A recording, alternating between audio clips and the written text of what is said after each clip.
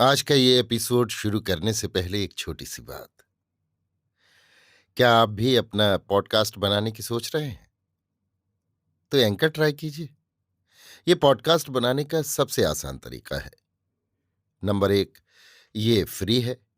Number 2, इसमें कई सारे ऐसे टूल्स हैं जो आपको अपने फोन और कंप्यूटर पर रिकॉर्ड और एडिट करने की फैसिलिटी देते हैं। नंबर 3, आप अपने पॉडकास्ट को डिस्ट्रीब्यूट भी कर सकते हैं, जिससे इसे स्पॉटिफाई और दूसरे प्लेटफॉर्म पर सुना जा सके। तो डाउनलोड कीजिए फ्री एंकर ऐप या विजिट कीजिए anchor.fm पर अपना पॉडकास्ट स्टार्ट करने के लिए। ये तो थी एक छोटी सी जानकारी, और अब शुरू करते हैं एपिसोड का सिलसिला। तो आज के एपिसोड में लीजिए सुनिए ओ हेनरी की लिखी कहानी $1000, मेरी यानी समीर गोस्वामी की आवाज में।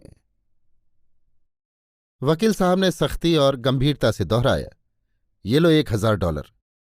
गिलियन 50-50 डॉलरों की उस पतली सी गड्डी को उंगलियों से सहलाते हुए मजे से हंस पड़ा। उसने वकील को समझाया, ये तो बहुत ही बेढंगी सी रकम है। अगर $10,000 हों तो उन्हें फूंक कर काफी तमाशा देखा जा सकता है। अगर $50 हों तब भी इससे कम तकलीफ हो। वकील टोलमैन अपने व्यावसायिक शुष्क स्वर में बोला, मैंने अभी तुम्हारे चाचा की वसीयत पढ़कर सुनाई, परंतु ऐसा लगता है कि तुम्हारा उस ओर ध्यान ही नहीं था। खैर, उसमें की एक शर्त मैं तुम्हें फिर से सुना देता हूं। ये $1000 की रकम खर्च होते ही तुम्हें इसका हिसाब पेश करना होगा। वसीयत की स्पष्ट शर्त है और मुझे विश्वास है कि तुम अपने स्वर्गीय चाचा की इस इच्छा को जरूर पूरी करोगे। नौजवान ने नम्रता से कहा, हाँ हाँ जरूर, आप विश्वास रखिए। यद्यपि इसमें मेरा खर्च ज्यादा हो जाएगा। हिसाब लिखने के लिए मुनीम रखना पड़ेगा, क्योंकि मुझे तो हिसाब किताब रखना आता नहीं। गिलियन वहां से सीधा अपने क्लब पहुंचा। वहां उसने ब्रायसन नामक व्यक्ति को ढूंढ निकाला। ये ब्रायसन कोई 41 वर्ष का शांत और संपत्ति से अलगाया हुआ आदमी था। वो एक कोने में बैठा किताब पढ़ रहा था, पर जैसे ही उसने गिलियन को अपनी ओर आते देखा, एक ठंडी सांस छोड़कर उसने किताब रख दी और चश्मा उतार दिया। गिलियन बोला, कहो दोस्त, नींद में हो कि जाग रहे हो? आओ तुम्हें एक दिलचस्प बात सुनाऊं।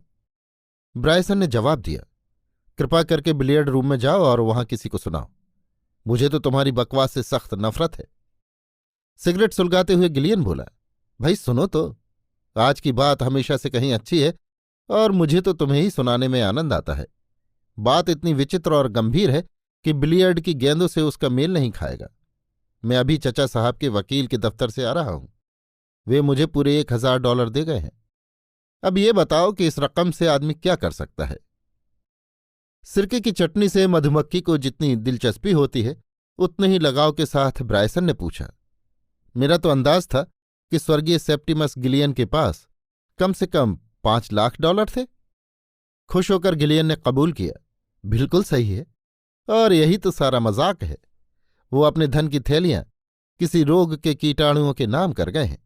मतलब ये कि उनकी जायदाद का कुछ हिस्सा तो उसे मिलेगा जो किसी नए रोग के कीटाणुओं का आविष्कार करेगा, और बाकी का हिस्सा उन्हीं कीटाणुओं का नाश करने के लिए एक अस्पताल की स्थापना में खर्च किया जाएगा। इसके अलावा 2-3 छोटी छोटी वसीयतें और हैं। उनके रसोइये और नौकरानी को 1-1 अंगूठी और $10-10 मिले हैं, और उनके भतीजे को $1000। ब्रायसन ने टोका, लेकिन अब तक तो खर्च करने के लिए वे तुम्हें बहुत सा रुपया देते थे। गिलियन बोला, बेशक, जहां तक मेरे जेब खर्च का सवाल है, चचा साहब मेरे लिए कुबेर से कम नहीं थे। ब्रायसन, उनका और कोई वारिस भी है? सुलगती हुई सिगरेट की तरफ त्योरी चढ़ाकर और सामने के कोच को पांवों से ठोकर मारते हुए गिलियन बेचैनी से बोला, कोई नहीं। मिस हाइडन नामक एक लड़की जरूर है जो उन्हीं के मकान में रहती है और जिसे उन्हीं ने पाला पोसा है। दुर्भाग्य से उनके पिता चचा साहब के मित्र थे। लड़की बिल्कुल शांत और संगीत प्रेमी है। मैं कहना भूल गया कि ये अंगूठी और $10 वाला मजाक उसके साथ भी किया गया है। इससे तो कहीं अच्छा होता कि मुझे भी वही मिलता। मजे से 2 बोतल शराब की पीते और वो अंगूठी वेटर को टिप दे देते। 10 मिनट में किस्सा खत्म हो जाता और छुट्टी होती। अब देखो ब्रायसन, अधिक समझदार होने का ढोंग करके मेरा अपमान मत करो। ये बताओ कि इन $1000 से मैं क्या कर सकता हूं। चश्मे की कांच पोंछता हुआ ब्रायसन मुस्कराया। गिलियन समझ गया कि अब ये आदमी और भी अधिक करारी चोट पहुंचाएगा। वो बोला, $1000 कुछ भी नहीं है और बहुत कुछ। मनुष्य चाहे तो इनसे मकान खरीद सकता है और रॉकफेलर जैसे करोड़पति को भी तुच्छ समझ सकता है। अपनी बीमार पत्नी को पहाड़ पर भेजकर उसकी जान बचाई जा सकती है। $1000 से 100 मासूम बच्चों के लिए जून, जुलाई और अगस्त 3 महीने तक बढ़िया दूध खरीदा जा सकता है और उनमें से कम 50 की जान बचाई जा सकती है। किसी जुआ खाने में पत्ते खेलकर आध घंटे तक मनोरंजन किया जा सकता है। किसी महत्वाकांक्षी विद्यार्थी की शिक्षा पूरी की जा सकती है। कल ही मैंने सुना कि नीलाम में कोरोट का एक असली तैल चित्र इन्हीं दामों पर बिका था। न्यू हैम्पशायर के किसी छोटे से शहर में जाकर इतनी रकम के सहारे 2 साल तक इज्जत की जिंदगी गुजारी जा सकती है। या एक शाम के लिए मेडिसन स्क्वायर का बगीचा किराए पर लेकर श्रोताओं को, यदि तुम्हें कोई सुनने वाला हो तो, ये बताया जा सकता है कि किसी लखपति के वारिस होने का पेशा कितना खतरनाक होता है। गिलियन अविचल भाव से बोला, एक बात है ब्रायसन, अगर तुम उपदेश देना छोड़ दो तो लोग शायद तुम्हें पसंद करने लगें। मैं तो पूछ रहा था कि $1000 से मैं क्या कर सकता हूं। हंसते हुए ब्रायसन बोला, तुम प्यारे दोस्त, तुम्हारे लिए तो एक ही रास्ता खुला है। इस रकम से मिस लोता लारियर के लिए हीरे का लॉकेट खरीद सकते हो और फिर अपनी नापाक सूरत लिए इडाहो के किसी निर्जन गोचर में गर्क कर सकते हो। मेरी राय में तुम्हारे लिए भेड़ों की चरागाह बहुत अच्छी रहेगी, क्योंकि मुझे भेड़ों से विशेष नफरत है। उठते हुए गिलियन बोला, धन्यवाद ब्रायसन, मैं जानता था कि इस मामले में तुम पर विश्वास किया जा सकता है। तुमने मेरी मनचाही बात कह दी। मैं इस रकम को एक मुश्त खर्च कर देना चाहता हूं, क्योंकि मुझे इसका हिसाब पेश करना है और लंबा चौड़ा हिसाब लिखने से मुझे सख्त नफरत है। गिलियन ने टेलीफोन करके एक बग्घी मंगवाई और कोचवान से बोला, कोलंबिया थिएटर के पिछवाड़े की ओर चलो। मिस लोता लोरियर मैटनी शो की तैयारी करती हुई एक पाउडर पफ की सहायता से कुदरत के अधूरे काम को पूरा कर रही थी। दरबान ने आकर गिलियन के आने की सूचना दी। मिस लोरियर बोली, आने दो, और गिलियन के भीतर आने पर बोली, बोलो बॉबी, क्या है? मेरे पास सिर्फ 2 मिनट का समय है। गिलियन ने उसे सरसरी नजर से देखते हुए कहा, दाहिने कान के नीचे कुछ पाउडर और लगाओ। हाँ, अब ठीक है। मेरे लिए तो 2 मिनट भी ज्यादा हैं। मैं तो सिर्फ ये पूछने आया हूं कि एक छोटे से लॉकेट के बारे में तुम्हारा क्या ख्याल है। इसके लिए मैं एक के आगे 3 बिंदियों तक रकम खर्च कर सकता हूं।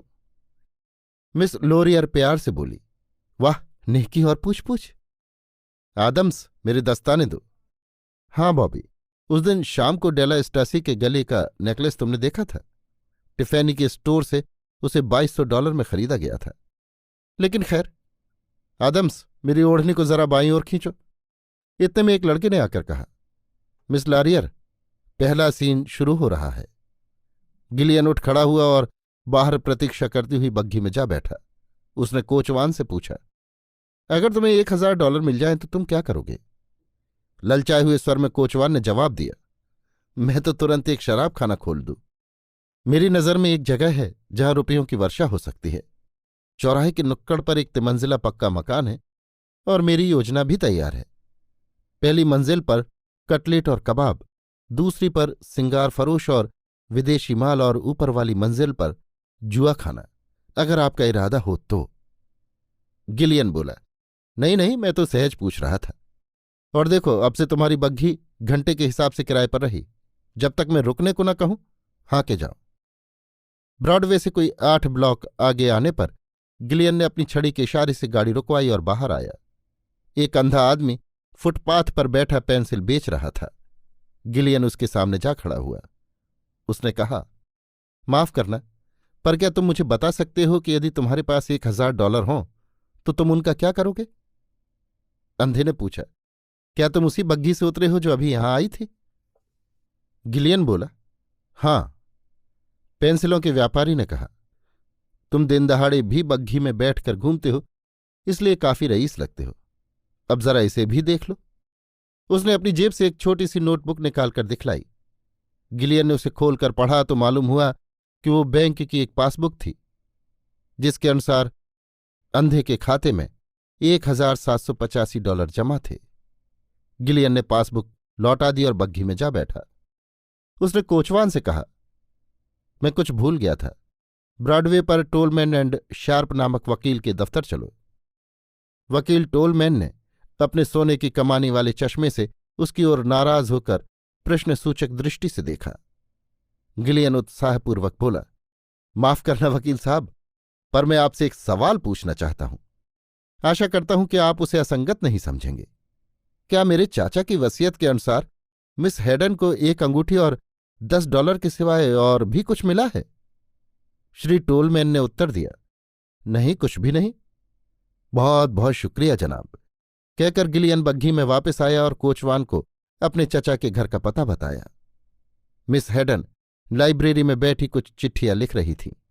वो एक नाटी और दुबली पतली लड़की थी और उसने काले कपड़े पहन रखे थे। उसकी आंखें आकर्षक थीं। गिलियन उस कमरे में हवा के झोंके की तरह इस तरह बढ़ा मानो उसे दुनिया की कोई परवाह नहीं। अपने आने का कारण समझाते हुए वो बोला, मैं अभी अभी टोलमैन वकील के यहां से आ रहा हूं। चाचा साहब के कागजात में उन्हें एक एक उपयुक्त कानूनी शब्द ढूंढते हुए वो कुछ हकलाया। उनकी वसीयत में कुछ रद्दोबदल करने वाले कागज मिले हैं। ऐसा मालूम देता है कि मरने के पहले बुढ़ऊ को कुछ दया आ गई और वे तुम्हें $1,000 दे गए हैं। मैं इसी तरफ आ रहा था, इसलिए टोलमैन ने ये रकम तुम्हें देने के लिए भेज दी है। इन्हें गिन लो, पूरे हैं या नहीं। गिलियन ने उसके हाथ के पास टेबल पर रकम रख दी। मिस हेडन का चेहरा फक हो गया और 2-3 बार उफ के सिवाय उसके मुंह से और कुछ नहीं निकल सका। गिलियन घूमकर खिड़की से बाहर देखने लगा। धीमे स्वर में वो बोला, मेरा अंदाज है कि मैं तुम्हें प्यार करता हूं, ये बात तो तुम जानती होगी। रुपए उठाते हुए मिस हेडन ने कहा, माफ कीजिए महाशय। गिलियन ने मजाक के स्वर में पूछा, क्या इसकी कोई संभावना नहीं? वो बोली, मैंने आपसे कहा ना, मुझे माफ करिए। मुस्कुराते हुए गिलियन ने पूछा, क्या मैं एक चिट्ठी लिख सकता हूं? वो उस बड़ी टेबल के पास जा बैठा। मिस हेडन ने उसे कागज और कलम दी और अपनी मेज पर जा बैठी। गिलियन ने अपने खर्च का हिसाब निम्नलिखित शब्दों में लिखा, अभागे कपूत रॉबर्ट गिलियन द्वारा $1,000 उस लड़की को दिए गए जो संसार में सबसे सुंदर और प्यारी है, जिससे उसे अक्षय सुख और स्वर्गीय आनंद प्राप्त हुआ है। इस चिट्ठी को लिफाफे में रखकर गिलियन ने नमस्कार किया और बाहर चला गया। बग्घी फिर एक बार टोलमैन एंड शार्प के दफ्तर के सामने जाकर रुकी। सुनहरे चश्मे वाले टोलमैन को गिलियन ने ये सुख समाचार सुनाया, मैंने वे $1,000 खर्च कर दिए हैं और वादे के अनुसार उनका हिसाब पेश करने आया हूं। मौसम में बसंत की बहार छा रही है। सच है ना मिस्टर टोलमैन? वकील साहब की टेबल पर एक सफेद लिफाफा फेंकते हुए वो आगे बोला, इस लिफाफे में हिसाब का कागज है, जिसमें उन्हें $1,000 के लोप होने का ब्यौरा दिया गया है। लिफाफे को हाथ लगाए बिना मिस्टर टोलमैन ने दरवाजे के पास जाकर अपने साझी मिस्टर शार्प को बुलाया। दोनों ने एक भारी भरकम तिजोरी खोली, जिसकी गहराई में से काफी देर ढूंढने के बाद उन्होंने एक मुहरबंद लंबा लिफाफा निकाला। उसे खोलकर अंदर का कागज पढ़ते ही दोनों आदरणीय व्यक्तियों के सिर हिलने लगे। टोलमैन ने औपचारिक स्वर में कहना शुरू किया, मिस्टर गिलियन, आपके चचा ने अपनी वसीयत में अंतिम समय कुछ संशोधन किया था। हमारे ऊपर ये जिम्मेदारी उन्होंने गुप्त रूप से डाली थी और ये हिदायत की थी कि तुम्हें दिए गए $1,000 का ब्यौरेवार हिसाब तुम पेश न कर दो, तब तक ये मुहरबंद लिफाफा न खोला जाए। तुमने उनकी ये शर्त पूरी कर दी है, इसलिए मैंने और मेरे साझी ने अभी अभी उनकी वसीयत का परिशिष्ट पढ़ा। मैं तुम्हारे दिमाग पर कानूनी शब्दों का बोझ डालना नहीं चाहता, परंतु इसका सार तुम्हें सुना देता हूं। तुम्हारे $1,000 खर्च करने के ढंग से यदि ये प्रमाणित हो कि तुम में कुछ ऐसे गुण भी हैं जिनकी कद्र होनी चाहिए, तो तुम्हें बहुत फायदा हो सकता है। इस बात का फैसला मिस्टर शार्प और मेरे ऊपर छोड़ दिया गया है। मैं तुम्हें विश्वास दिलाता हूं कि अपना कर्तव्य निभाने में हम न्याय और उदारता से काम लेंगे।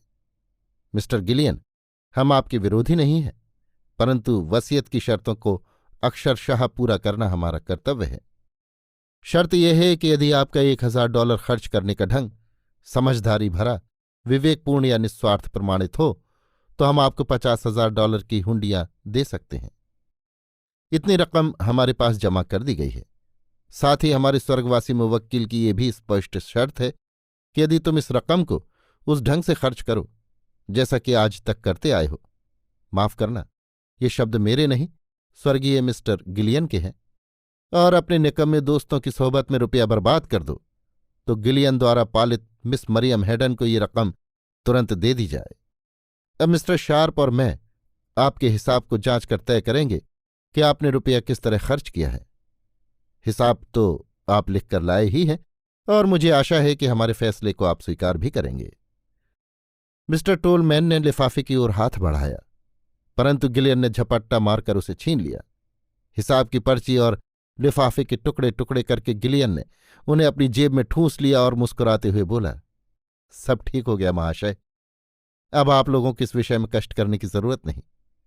रेस के जुए की बारीकियां तो शायद आप नहीं समझेंगे, इसलिए इतना ही कहना काफी है कि मैं उस रकम को रेस में हार गया। धन्यवाद महाशय, नमस्ते। गिलियन के बाहर जाते ही टोलमैन और शार्प ने एक दूसरे के सामने देखते हुए दुख से सिर हिलाया। बाहर बरामदे में लिफ्ट की राह देखते हुए गिलियन आनंद से सीटी बजा रहा था। अभी आप सुन रहे थे ओ हेनरी की लिखी कहानी $1000, मेरी यानी समीर गोस्वामी की आवाज में।